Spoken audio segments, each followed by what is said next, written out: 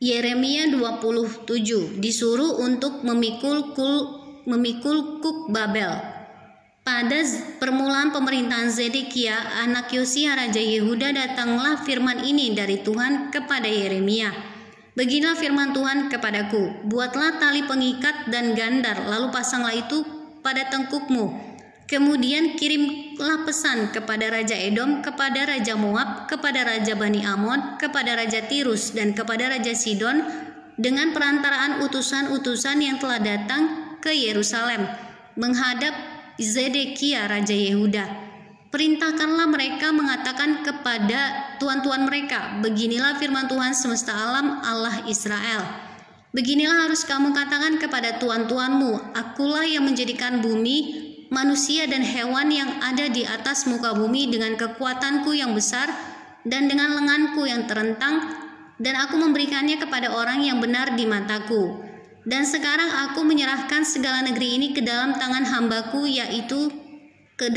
hambaku, yakni Nebukadnezar Raja Babel. Juga binatang di padang telah kuserahkan supaya tunduk kepadanya. Segala bangsa akan takluk kepadanya dan kepada anaknya dan kepada cucunya, sampai saatnya juga tiba bagi negerinya sendiri. Maka banyak bangsa dan raja-raja yang besar akan menaklukkannya.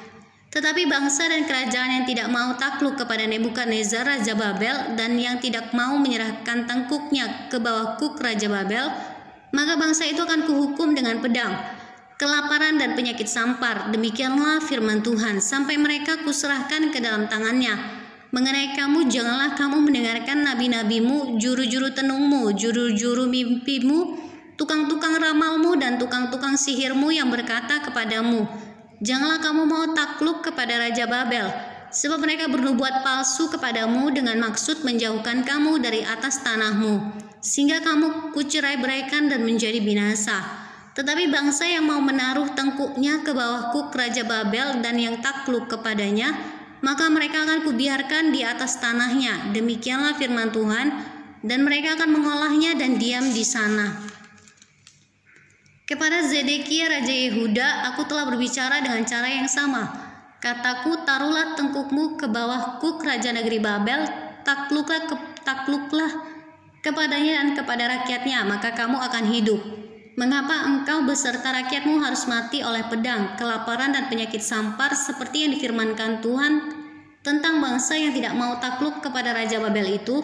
Janganlah dengarkan perkataan nabi-nabi yang berkata kepadamu, janganlah kamu mau takluk kepada Raja Babel. Sebab mereka bernubuat palsu kepadamu, sebab aku tidak mengutus mereka, demikianlah firman Tuhan.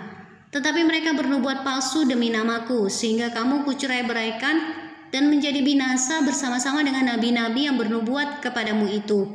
Juga kepada imam-imam dan kepada seluruh rakyat itu aku berbicara, kataku, beginilah firman Tuhan, janganlah dengarkan perkataan nabi-nabimu yang bernubuat kepadamu. Sesungguhnya perkakas-perkakas rumah Tuhan tidak berapa lama lagi akan dibawa kembali dari Babel, sebab mereka bernubuat palsu kepadamu.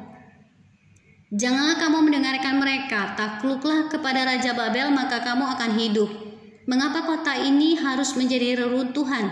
Jika memang mereka itu nabi dan jika ada rumah Tuhan pada mereka, dan jika ada firman Tuhan pada mereka, baiklah mereka mendesak kepada Tuhan semesta alam, supaya perkakas-perkakas yang masih tinggal dalam rumah Tuhan dan dalam istana Raja Yehuda dan di Yerusalem itu jangan diangkut ke Babel. Sebab beginilah firman Tuhan semesta alam tentang tiang-tiang, bejana laut, dan galang, tentang sisa perkakas-perkakas yang masih tinggal di kota ini, yang tidak diambil oleh Nebukadnezar Raja Babel, ketika ia mengangkut Yekhonya bin Yoyakim Raja Yehuda ke dalam pembuangan, beserta segala pemuka Yehuda dan Yerusalem, dari Yerusalem ke Babel. Sungguh, beginilah firman Tuhan semesta alam, Allah Israel, tentang perkakas-perkakas yang masih tinggal itu di rumah Tuhan dan di istana Raja Yehuda dan di Yerusalem.